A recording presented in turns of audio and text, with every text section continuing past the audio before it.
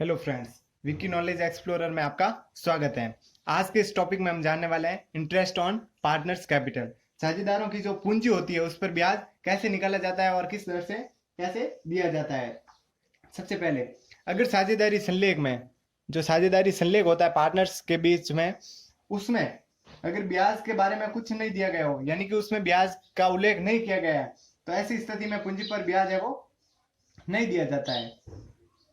यदि वर्ष के दौरान अगर साझेदार वर्ष के दौरान अतिरिक्त पूंजी भी लगाता है, यानी कि अगर उसका वित्तीय वर्ष 1 जनवरी से 31 दिसंबर है और वो 1 मार्च को और पूंजी लगाता है, तो 31 मार्च से जो 10 महीने का जो और एडिशनल कैपिटल लगाई गई है उस पर भी उसको ब्याज दिया जाएगा। साझेदारों को ब्याज हमेशा ओपनिंग कैपिटल यानी कि प्रारंभिक पूंजी, जो वर्ष के प्रारंभ में जो पूंजी होती है प्रारंभिक पूंजी, उस पर है वो साझेदार को उस पूंजी पर ब्याज दिया जाता है।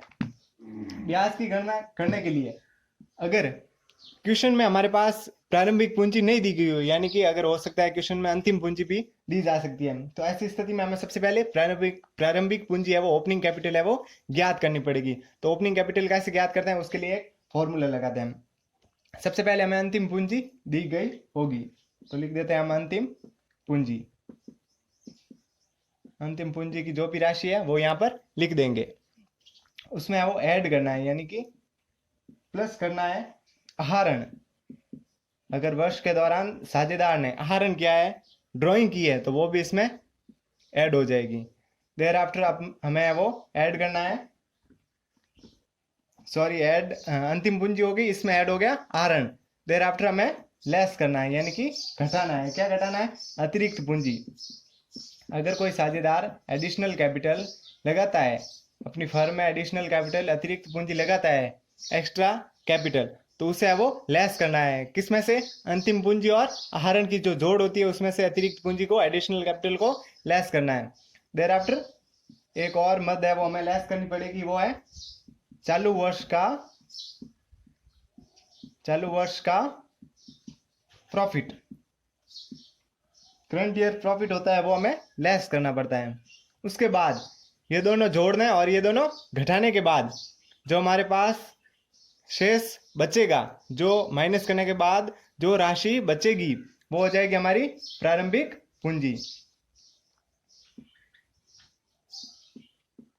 प्रारंभिक पूंजी ये होगी हमारी प्रारंभिक पूंजी। इस पर हमें है वो ब्याज की गणना करनी है। अब हम देखते हैं ब्याज की गणना करने के लिए कौन सा फॉर्मूला हम लगाते हैं। ये हो गया हमारा प्रारंभिक पूंजी ज्ञात करने का तरीका।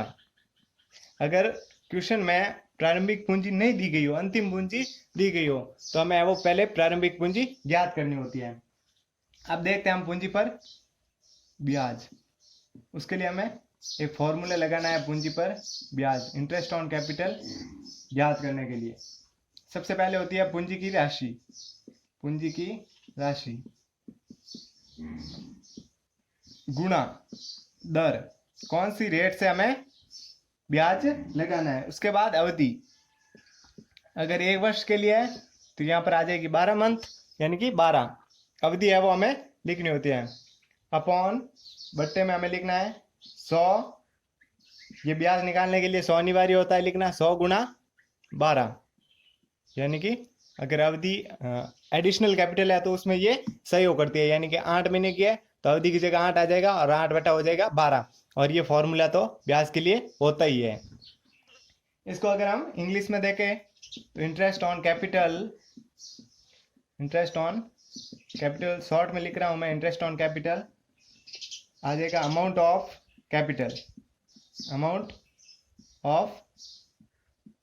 कैपिटल गुणा रेट। कौन सी रेट से हमें वो ब्याज लगाना है, इंटरेस्ट लगाना है, गुणा टाइम पीरियड आ जाएगा, कितनी अवधि के लिए ब्याज देना है, अपॉन 100 गुणा 12। ये हो गया इंग्लिश में। अगर हम समझना चाहे तो अमाउंट ऑफ कैपिटल यानी कि पूंजी की राशि गुणा रेट यानी कि दर, कौन सी दर से हमें ब्याज देना है, गुणा हो गया अवधि यानी कि पीरियड। अब देखते हैं हम आगे देखते हैं इससे। अगर हमें ब्याज पर साझेदारी संलेख में ब्याज के बारे में कोई भी उल्लेख ना हो, यानी कि साझेदारी संलेख में कोई भी उल्लेख ना हो तो हमें वो ब्याज नहीं देना है। अभी हम देखते हैं स्थिति और प्रोविजन। सिचुएशन में कौन सा प्रोविजन हमें लगाना है। पहला हो सकता है हमारा कि साझेदारी संलेख में पूंजी पर ब्याज देने के बारे में कोई उल्लेख ना हो। हम शॉर्ट में लिख देते हैं, साझेदारी संलेख में उल्लेख ना हो तो ऐसी स्थिति में क्या होगा, पूंजी पर है वो कोई ब्याज नहीं दिया जाएगा, पूंजी पर ब्याज देने की जरूरत नहीं होती है। दूसरी कंडीशन, साझेदारी संलेख में पूंजी पर ब्याज देने का उल्लेख हो लेकिन ये स्पष्ट नहीं होता है। क्या स्पष्ट नहीं होता है कि पूंजी पर ब्याज है वो लाभों पर प्रभार यानी कि चार्जेज ऑन प्रॉफिट माना जाएगा या लाभों का नियोजन माना जाएगा। उल्लेख हो, साझेदारी संलेख में उल्लेख हो पर स्पष्ट ना हो, पर स्पष्ट ना हो कि ये लाभों पर प्रभार माना जाएगा या नहीं, लाभों पर प्रभार होगा या नहीं। ऐसी स्थिति में हमारे पास तीन ऑप्शन होते हैं। सबसे पहले, हानि की दशा में अगर ये वाली कंडीशन हो और फर्म को हानि हो जाए तो पूंजी पर ब्याज नहीं दिया जाएगा। कब नहीं दिया जाएगा, अगर हानि हो तो। दूसरा हो जाएगा हमारा, यदि फर्म के लाभ ब्याज देने से पहले, यानी कि फर्म के लाभ है वो ब्याज देने से पहले ब्याज की बराबर हो, यानी कि ब्याज की राशि के बराबर ही हो प्रॉफिट, तो ऐसी स्थिति में पूंजी पर ब्याज दिया जाएगा। अगर उससे अधिक हो या ब्याज के बराबर हो तो लाभों में से ब्याज है वो दिया जाएगा, तो ऐसी स्थिति में ब्याज दिया जाएगा अगर बराबर हो या उससे अधिक हो तो।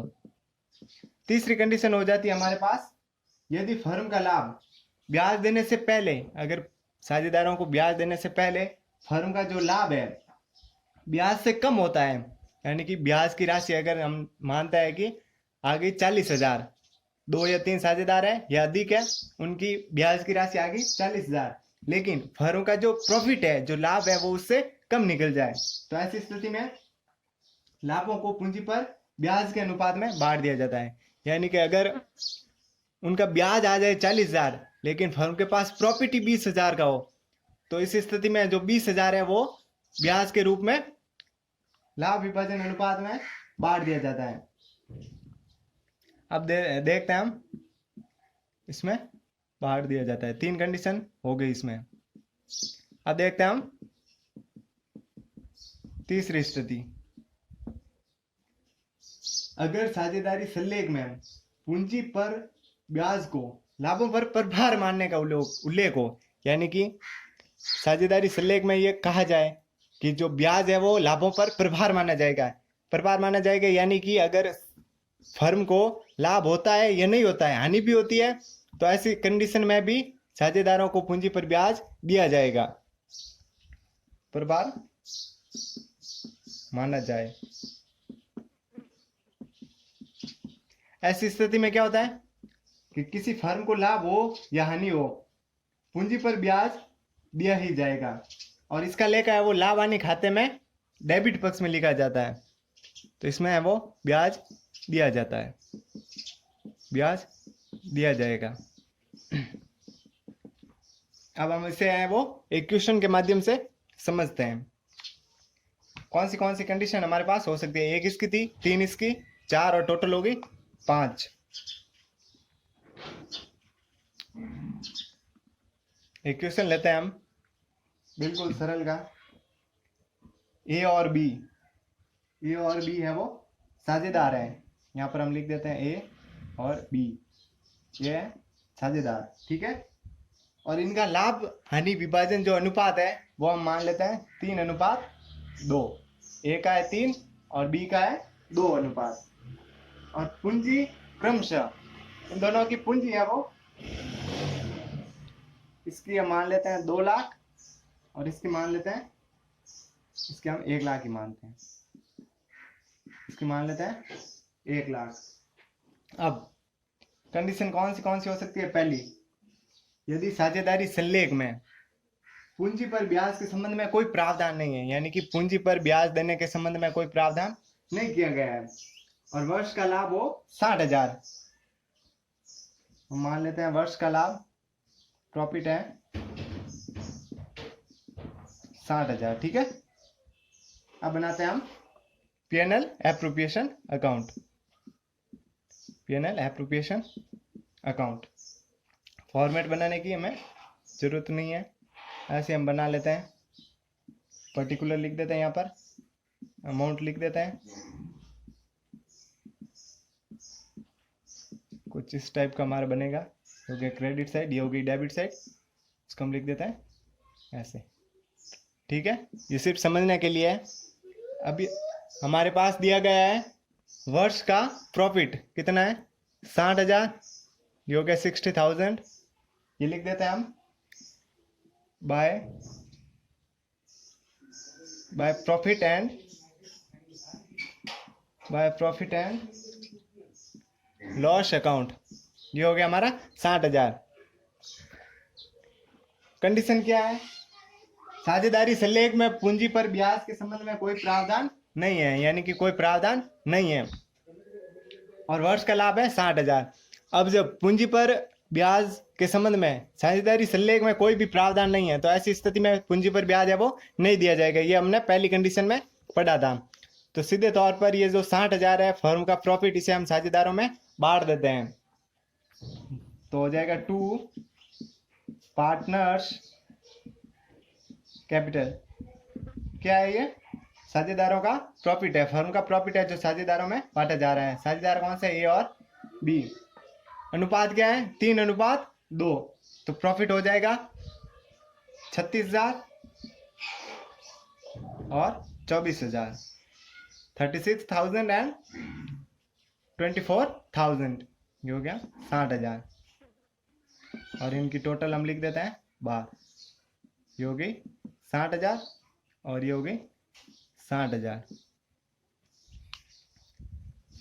अगर साझेदारी संलेख में पूंजी पर ब्याज के संबंध में कोई प्रावधान नहीं हो, तो ऐसी कंडीशन में हमें वो प्रॉफिट को सीधे तौर पर साझेदारों में बांट देना है। लेकिन अभी हम क्वेश्चन करते हैं चेंज। अगर साझेदारी संलेख में, इसको हम मिटा देते हैं सबसे पहले।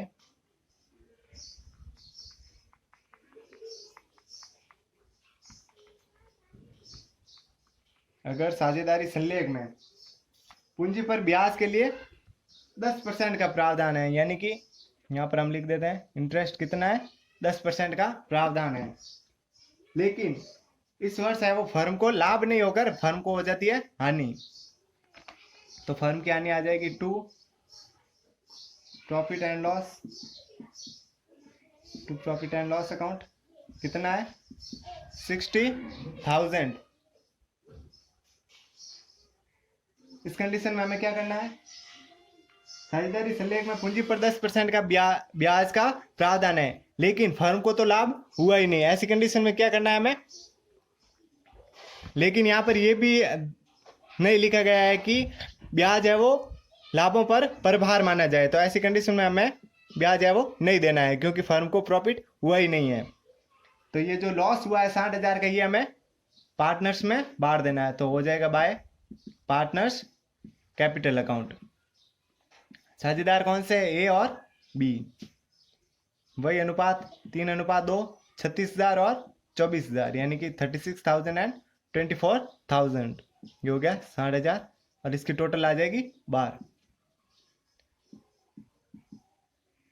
अब लेते हैं हम कंडीशन नंबर 3, इसको हम पहले मिटा देते हैं।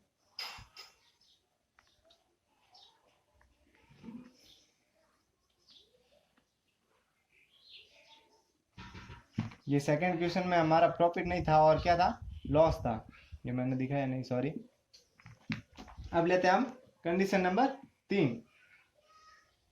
अगर साझेदारी संलेख में पूंजी के लिए 10% प्रतिवर्ष का प्रावधान हो, इसे हम 10% ही मान लेते हैं, और वर्ष के लाभ 60,000 है। अगर 10% का प्रावधान है और प्रॉफिट भी है, कितना? ये प्रॉफिट हो गया, लॉस तो सेकंड में था, प्रॉफिट हो गया 60,000 का। तो ऐसी कंडीशन में क्या करना है, by profit and loss account 60,000 का फर्म के पास प्रॉफिट है और 10% ब्याज भी देना है। तो ऐसी कंडीशन में हो जाएगा to interest on capital A और बी। अनुपात क्या है, 2:3:2 और इनकी पूंजी क्या है 2 लाख और 1 लाख, यानी कि 2 लाख पर 10% ब्याज और 1 लाख पर 10% ब्याज हो जाएगा 20,000 और 10,000।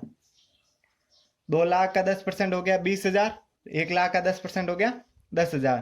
तो बी का आ जाएगा 10,000 और ए का आ जाएगा 20,000। टोटल हो जाएगी हमारी 30,000 यानी कि 30,000। अब बचा है फर्म के पास 60,000 में से 30,000 का है वो हमने इंटरेस्ट ऑन कैपिटल दे दिया, इंटरेस्ट दे दिया। अब बचा हमारे पास 30,000। इस 30,000 को क्या करना है, टू पार्टनर्स कैपिटल अकाउंट यानी कि साझेदारों में बांट देना है ए और बी में। 30,000 है तो 3:2 में हो जाएगा हमारा 18,000 और इसका हो जाएगा 12,000। टोटल हो जाएगी 60,000। ये हो जाएगी हमारी बाहर 60,000। ये हो गई तीसरी कंडीशन। अभी आती है हमारे पास चौथी कंडीशन। पहले हम इसे साफ कर लेते हैं। यदि साझेदारी संलेख में पूंजी पर ब्याज के लिए 10% का प्रावधान हो, यानी कि इसे हम चौथी कंडीशन में भी 10% मान लेते हैं, और वर्ष का लाभ है वो 18,000 हो।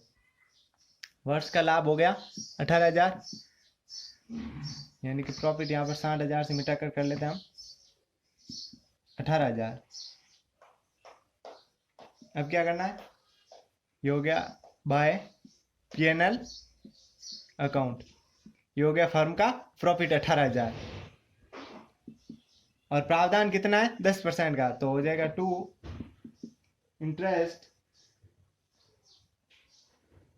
Interest on capital. अब क्वेश्चन में ये शो नहीं हो रहा है कि जो पूंजी पर ब्याज है वो लाभों पर प्रभार माना जाएगा या नहीं माना जाएगा। तो ऐसी कंडीशन में हमें जो प्रॉफिट होता है उसको पूरा का पूरा है वो इंटरेस्ट ऑन कैपिटल जो ब्याज के रूप में है वो बांट देना है। जो इनका ब्याज का अनुपात है उस अनुपात में ही हमें बांटना है। तो हो जाएगा ए और बी। अब अगर हम 10% ब्याज से देखें तो निकलता है 2 लाख का 20,000 और 1 लाख का 10,000 यानी कि 30,000। लेकिन 30,000 का फर्म के पास प्रॉफिट ही नहीं है, तो हमें टोटल है वो 18,000 का ही इंटरेस्ट देना है। तो 18,000 का हो जाएगा 2/3 और 18,000 का 1/3।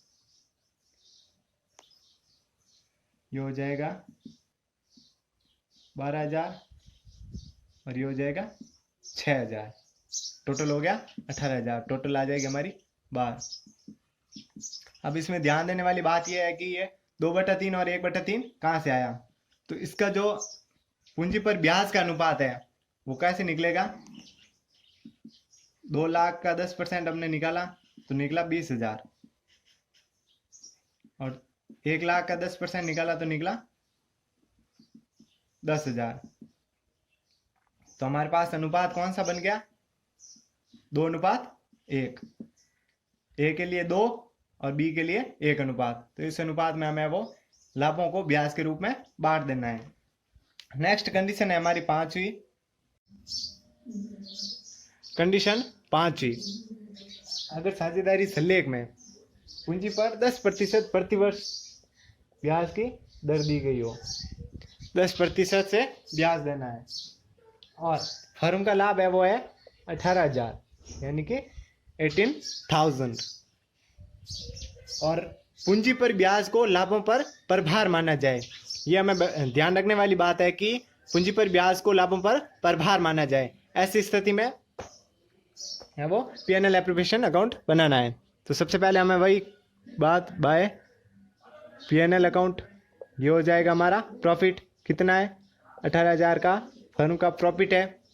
नेक्स्ट हो जाएगा इंटरेस्ट ऑन कैपिटल। अब देना है पूंजी पर ब्याज, टू इंटरेस्ट ऑन कैपिटल,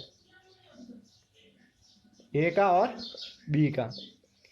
ए को हो जाएगा 2 लाख पर 10%, यानी कि 2 लाख का 10% हो जाएगा 20,000, ये हो गया 20,000। और ए का 1 लाख पर 10% हो जाएगा 10,000, टोटल हो गया 30,000। ये हो गया हमारा इंटरेस्ट ऑन कैपिटल। बट हमारे पास प्रॉपर्टी, फर्म के पास प्रॉपर्टी केवल 18,000 का है और इंटरेस्ट ऑन कैपिटल है 30,000। अब पूंजी पर जो ब्याज है वो लाभों पर प्रभार भी माना जा रहा है। तो ऐसी स्थिति में जो बाकी के 12,000 हैं, यानी कि 23,000 में से 18,000 तो फर्म के पास पड़े हैं प्रॉफिट के, लेकिन बाकी के जो 12,000 हैं वो भी फर्म की तरफ से है, वो साझेदारों को पूंजी पर ब्याज के रूप में देने होंगे। कितने देने होंगे?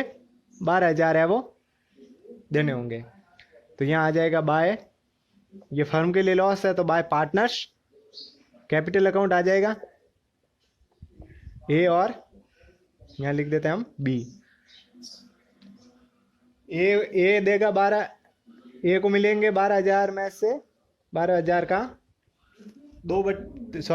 अनुपात क्या है? 3:2, तो हो जाएगा 3/5।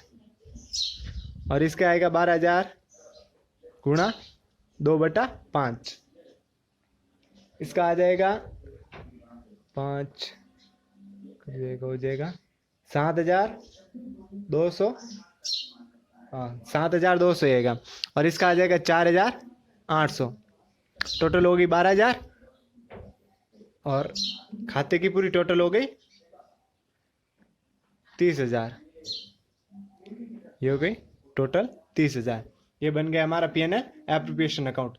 इस जो 5वीं कंडीशन थी ये हमारे पास, इसमें हमने क्या किया कि अगर फर्म में ये जो साझेदारों को पूंजी पर ब्याज मिल रहा है, इंटरेस्ट ऑन कैपिटल मिल रहा है, ये लाभों पर प्रभार माना जाए, यानी कि फर्म को लाभ हो या नहीं हो, लेकिन फर्म को पूंजी पर तो ब्याज देना ही पड़ेगा, यानी कि इंटरेस्ट ऑन कैपिटल तो उसको देना ही पड़ेगा। ऐसी कंडीशन में खाता है वो इस प्रकार से बनेगा।